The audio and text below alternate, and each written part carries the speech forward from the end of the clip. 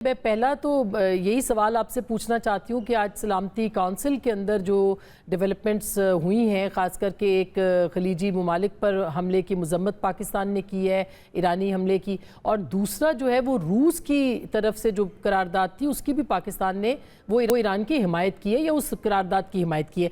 तो आप कैसे देखते हैं, पाकिस्तान गैर जानिबदार है अब तक इस मसले में, इस मामले में, इस तनाज़े के अंदर, और कब तक रह सकता है? जी बिल्कुल है और रह सकता है क्योंकि हमारा मौक़िफ़ असूली है। एक करारदाद ये कहती है कि ईरान के खिलाफ जारियत हुई और हमें ये कहने का हौसला है कि ये हुआ तो हमें कहना चाहिए।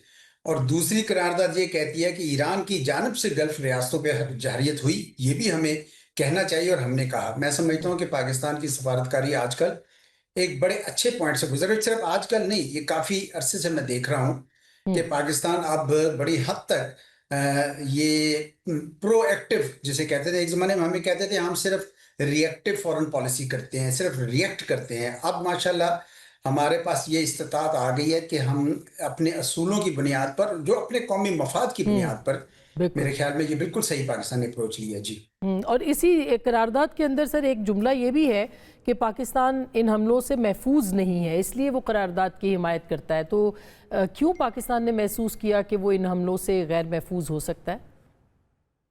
नहीं, देखें ना, पाकिस्तान के ऊपर इक्तसादी बहरान तो आ ही गया ना उसकी वजह से तौर पर। और इस वक्त जिस तरह की हम ऑस्टेरिटी मेजर्स कर रहे हैं, या आगे भी हमें ख़तरा है कि मुमकिन है हमें तेल ना मिले, वो। और दूसरा ये कि अगर जंग के शोले फैल जाएं, जो मैं नहीं देखता कि वो इस खित्ते से बाहर जाएंगे, मैं उस पर नहीं रखता यकीन। मेरा ख्याल है कि खित्ते में ही रहेंगे। हम्म। लेकिन बहरहाल अगर आपके दोस्त जो हैं वो उसमें हों, हम्म। मुश्किल में हों, तो पाकिस्तान चाहता है कि वहाँ पे अमन आए। और मेरा ख्याल है सऊदी अरब, जिसके साथ हमारा खसूसी रिश्ता है, ताल्लुक है, स्ट्रेटेजिक म्यूचुअल डिफेंस एग्रीमेंट के हवाले से भी बढ़ गया है इसमें। तो हम्म। उनकी तरफ से भी हमें परेशानी है, और ईरान तो हमारा हमसाया है, तो हमें परेशानी तो बनती है हमारी। हम्म। लेकिन उससे ज्यादा आगे पाकिस्तान तो जंग में मुलव्वस नहीं हो सकता ना जी। ना हम्म। पाकिस्तान की ये जंग है। और आप कैसे देखते हैं कि जो प्राइम मिनिस्टर आज गए हैं सऊदी अरब, कल उनकी बात हुई है सदर पज़ेश्कियान से, उनके जो 3 मुतालबात थे, तो आप इसको किस तरह से देखते हैं? क्या पाकिस्तान कोई अहम किरदार अदा कर सकता है इस मामले पर? बिल्कुल कर सकता है, और मेरे ख्याल में करने की कोशिश भी कर रहा है। देखें, पहली मर्तबा जो राब्ता हुआ था उस वक्त ईरान ने ये कहा था कि सऊदी अरब को फिर कह दें आपके जी, आपके जो अड्डा है अमेरिका का, वो हमारे खिलाफ इस्तेमाल ना हो, और हमें ये एश्योरेंस ले दें। और पाकिस्तान ने सऊदी से बात करके ये एश्योरेंस लेकर देने की कोशिश की थी। मुझे नहीं पता वो अड्डा इस्तेमाल हुआ कि नहीं हुआ, लेकिन मैं शुरू से ये ख्याल रखता हूँ कि ईरान को सऊदी अरब पे हमला नहीं करना चाहिए था। एक उनके साथ रिप्रोचमा हो चुका था, और वैसे भी सारे एकदम से महाज खोल लेने मुनासिब नहीं थे। बहरहाल हम्म। पाकिस्तान ने सऊदी अरब के साथ भी बात की और ईरान के साथ भी बात की, और अभी भी कर रहा है। देखिए, हम्म। कुछ लोग पूछते हैं कि जी आपका तो उनके साथ एग्रीमेंट है कि जी एक के खिलाफ जारियत होगी तो दूसरे के खिलाफ भी होगी। मेरा अपना ख्याल ये है कि जारियत का मतलब ये नहीं होता कि आप भी जाके जंग में कूद जाएं और दायरा एकदम से इतना ज्यादा बढ़ा दें। दोस्त वही करते हैं जो पाकिस्तान कर रहा है, बीच मीन्स के दोनों के दरमियान जितनी तलखी कम हो सके, जितनी ये जंग के असरात कम हो सके, अमन हो सके, वो बेहतर होगा। मेरे ख्याल में पाकिस्तान वो किरदार अदा कर रहा है और करना भी चाहिए वो। और पाकिस्तान कोई उसमें जो 3 शराइत दी हैं सदर पज़ेश्कियान ने अपने एक्स पोस्ट के अंदर, वो कहते हैं जी आइनी हक हमें मिले, हर जाना मिले, और गारंटी मिले कि उनके ऊपर दोबारा जो है वो जारियत नहीं होगी।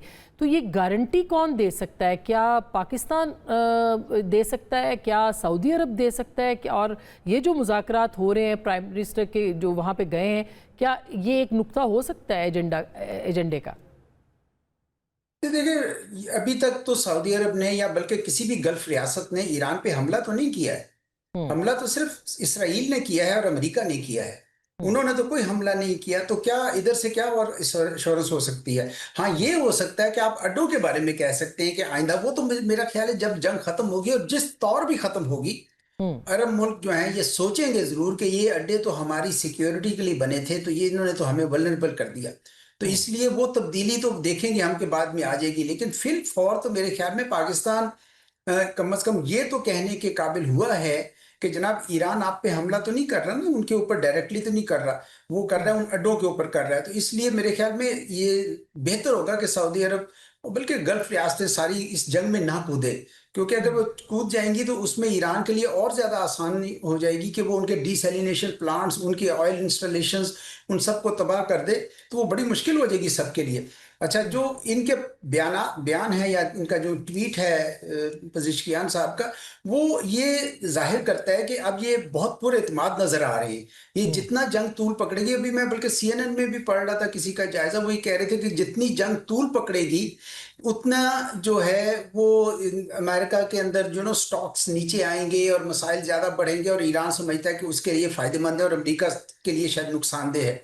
तो ईरान इस वक्त लग तो मुझे बड़ा पुरएतमाद रहा है, अगरचा अभी इसराइल और अमेरिका की तरफ से शायद और बमबारी बहुत ज्यादा हो, इनको कॉस्ट बहुत ज्यादा पे करनी पड़ेगी, लेकिन ये अभी बड़े पुरएतमाद नजर आ रहे हैं। मैंने तो शुरू से इस बात का हामी था आसमा साहिबा कि इनकी जो जून वाली स्ट्रेटजी बेहतर थी, जिसमें उन्होंने सिर्फ इसराइल पे फोकस किया था, लेकिन बहरहाल उन्होंने यही हिकमत अमली मुनासिब समझी कि हम गल्फ रियासतों और आबनाए हुर्मुज को बंद करके तो दुनिया के लिए भी कॉस्ट बढ़ा दें।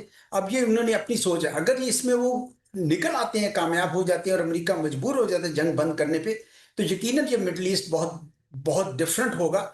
उसमें सिर्फ एक इसराइल हेजमोन नहीं होगा, बल्कि अब ईरान भी एक बालादस्त कुव्वत के तौर पर उभरेगा। लेकिन वो बाद की बात है, अभी तो फिलहाल हमें कोई पता नहीं कि जंग कब और कैसे रुकेगी। अब आप ये इसी के ऊपर ज़रा मैं चाहूँगी कि बात करें, क्योंकि आपने हुर्मुज़ जो है, स्ट्रेट ऑफ हुर्मुज़, उसको कहा गया कि वो मुश्तबा खामनाई साहब का जो पहला पैगाम है, उन्होंने कहा इसको बंद रखना है अब हमने, तो इसका तो मतलब ये है कि वो उसको नहीं खोलेंगे। क्या अमेरिका कोई ऐसा ख़तरनाक कदम उठा सकता है, कोई एटमी जंग की तरफ सूरत हाल जा सकती है? क्योंकि अमेरिका की भी तो अब इज़्ज़त जो है वो दाव पर है, और इस वक्त पूरी दुनिया में एक यूनिपोलर जो दुनिया बनी हुई थी उसका भी ख्वाब उनका जो है वो टूट रहा है। तो किस एक्सट्रीम पे जा सकती हैं चीज़ें? देखिए, इसमें तो कोई शक नहीं है कि अमेरिका भी पूरी कोशिश करेगा, जितनी बमबारी कर सकता है करेगा। ट्रुप्स वो ला नहीं सकता, उसकी सारी मिस कैलकुलेशन हुई हैं कि ये इसराइल जो ईरानी गवर्नमेंट गिर जाएगी, वो हुआ नहीं सर। तो वो कुछ लोगों से मैंने सुना है ये क्या सराही के जी न्यूक्लियर ऑप्शन भी ले लेंगे, इसराइली ले लेंगे या अमरीकी ले लेंगे। मेरा नहीं ख्याल कि वो ये लेंगे ऑप्शन, क्योंकि ये तो इसका मतलब ये होगा कि इसराइल से लेकर इंडिया तक ये पूरा का पूरा इलाका जो है वो आफत ज़दा हो जाएगा। तो क्या इसराइल ऐसे सारे इलाके को तबाह करना चाहेगा जिसके ऊपर वो ग्रेटर इसराइल बनाना चाहता है? तो ये तो मेरे ख्याल में बहुत बड़ी तबाहकारी होगी, और ऊपर भी जाएगा, सेंट्रल एशिया की तरफ भी जाएगा, सारी तरफ जाएगा। ऐसा सोचना भी नहीं चाहिए। और अगर कभी इसराइल ने या अमेरिका ने कर दिया तो पूरी दुनिया उनके खिलाफ जो है वो हो जाएगी, सफारा हो जाएगी। ये वो जमाना नहीं है 1945 वाला कि आप इस तरह कर जाएं और गुजर जाएं। आजकल ये तो मेरा नहीं ख्याल कि ये न्यूक्लियर ऑप्शन की तरफ जाएगा। कुछ लोग कियास आराई कर रहे हैं, पर मैं जाती तौर पर समझता हूं कि उनका अपना मफाद जो है उससे मजरूह हो जाएगा, तो वो यकीनन ये वाला काम नहीं करेंगे। अलबत्ता वो जरूर कारपेट बॉम्बिंग टाइप करेंगे जिस तरह गजा में करते हैं, लेकिन वो भी कामयाब नहीं हो सकते। इतना बड़ा मुल्क है ये, तो पाकिस्तान से 1.5 गुना बड़ा मुल्क है, और जिसे कहते हैं ना इराक से 3 गुना बड़ा मुल्क है। ये कहाँ से ये इसको सारे को बॉम्ब कर सकते हैं? और जैसे जैसे ये करते जा रहे हैं, वो बड़ी नेशनलिस्ट कौम है ईरान, मुत्तहिद हो जाते हैं वो सारे। तो मैं समझता हूँ कि अमेरिका के लिए बेहतर होगा कि कोई मौका पाकर और उसको जो विक्ट्री डिक्लेयर करना है, जो डोनाल्ड ट्रंप साहब का स्टाइल है, विक्ट्री डिक्लेयर करें और इसको बंद करें, क्योंकि जितनी देर ये आबनाए हुर्मुज बंद रहेगी उतनी देर मसाइल होंगे। और इसराइल ने तो बहुत ही बड़ी गलती की कि ईरान के एक ऑयल रिजर्वायर पे हमला किया, जिससे मेरा ख्याल अमेरिका ने अब उसको रोक दिया है। क्योंकि इसके जवाब में अगर सोचे ना कि अगर ईरान उनके ऑयल इंस्टॉलेशंस पे और ऑयल रिजर्वायर्स पे हमला कर दे गल्फ की, तो वो तो आग ऐसी जलेगी कि वो बुझेगी नहीं, और उससे फिर डिसैलिनेशन प्लांट्स पे हमला कर दे तो वो प्यासे मर जाएंगे। इसलिए पाकिस्तान ये चीज दोनों को समझाने की कोशिश कर रहा है, ईरान को भी सऊदी अरब को भी, कि ये इसका दायरा फैलाए ना। अब नाए हुर्मुज तक भी रहे तो गुजारा हो जाएगा, लेकिन अगर ऑयल फैसिलिटीज पे और डिसैलिनेशन प्लांट्स पे हमले होने शुरू हुए तो फिर तो मेरे ख्याल में बहुत बड़ी जंग हो जाएगी। वो भी जंग में कूद पड़ेंगे, और ईरान के लिए शायद ये बहुत अच्छा ना हो। तो ऐसा चॉइस साहब, इसीलिए शायद प्रेसिडेंट ट्रंप ने प्रेसिडेंट पुतिन से बात की है, और कहा जा रहा है कि शायद इजराइल चाइना के साथ राब्ते में है। तो अगर प्रेसिडेंट ट्रंप प्रेसिडेंट पुतिन इसके अंदर आते हैं, जो कि अब लग रहा है कि वो भी शायद कुछ मुतहरिक हो रहे हैं, तो क्या सूरत निकल सकती है, कैसे एग्जिट होगी, इस जंग से निकलेगा अमेरिका और इजराइल? देखिए, ऑफ रैम्प तो डोनाल्ड ट्रंप साहब के लिए बहुत इजी है। डोनाल्ड ट्रंप साहब तो हमेशा आराम से एक विक्ट्री डिक्लेयर कर देते हैं, तो कर आज दें उन्होंने की और भी। जंग बंद करें और फारिग करें। जी। क्योंकि ये नहीं, उन्होंने ईरान को अपनी तरफ से कमजोर तो कर दिया ना, देखिए उनके कोई अहदाफ तो वैसे भी क्लियर नहीं थे ना, ये पता था कि वो क्या करना चाहते हैं, रिजीम चेंज करना चाहते हैं, न्यूक्लियर डीन्यूक्लियराइज करना चाहते हैं, अपनी मर्जी की हुकूमत लाना चाहते हैं, वो वाजे तो नहीं था। तो अगर ईरान को कमजोर करना मकसूद था कि वो इसराइल के खिलाफ ज्यादा ना मिसाइल खड़े कर सके, तो वो तो हो चुका है ना, ईरान काफी कमजोर हो गया। तो अब उससे ज्यादा आप इसका जंग का दायरा ना फैलाएं। मेरे ख्याल में इस वक्त जो ऑफ रैंप बनता है वो बनता है खलीज की रियासतों की तरफ से।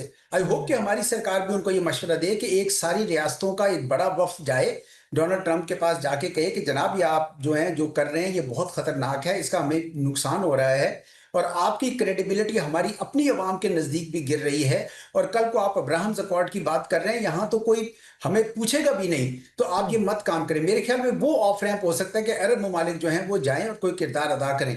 ठीक है, चीन और रूस भी कर सकते हैं, और उनके पास भी ये अहलियत है, लेकिन अगर दर पर्दा देखें तो अगर अमेरिका की सुबकी हो रही हो तो चीन और रूस को क्या मसला है, वो तो खुश होंगे, कहेंगे चले ठीक है, इनकी जो कुव्वत खत्म हो रही है, इन्होंने खुद अपने आप को झुलसा लिया इस आग में, तो झुलसते रहे।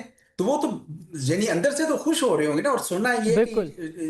रूसी जो इंटेलिजेंस भी दे रहे हैं, और चीनी जो है इन्होंने अपने नेविगेशन सिस्टम और सैटेलाइट कॉन्स्टलेशन की मदद दी हुई है। अगर ऐसा है तो वो तो चाहेंगे कि अमेरिका कमजोर पड़े इससे। तो वो उस तरह का किरदार शायद अदा ना करे, सिर्फ ये करें अगर जंग रुक भी जाती है, मैं आपको बताऊं, तो ईरान जो है वो एक किस्म का अपने आप को विक्ट्री डिक्लेयर करेगा, और शायद वो भी विक्ट्री डिक्लेयर करे अमेरिका। और हकीकत में ये होगा आसमा कि सारे लूज करेंगे इस जंग से। एवरी बिल्कुल। Party in this war would have lost. ये मगर गलत जो जंग की गई थी या बिल्कुल दुरुस्त इलीगल बात जंग है।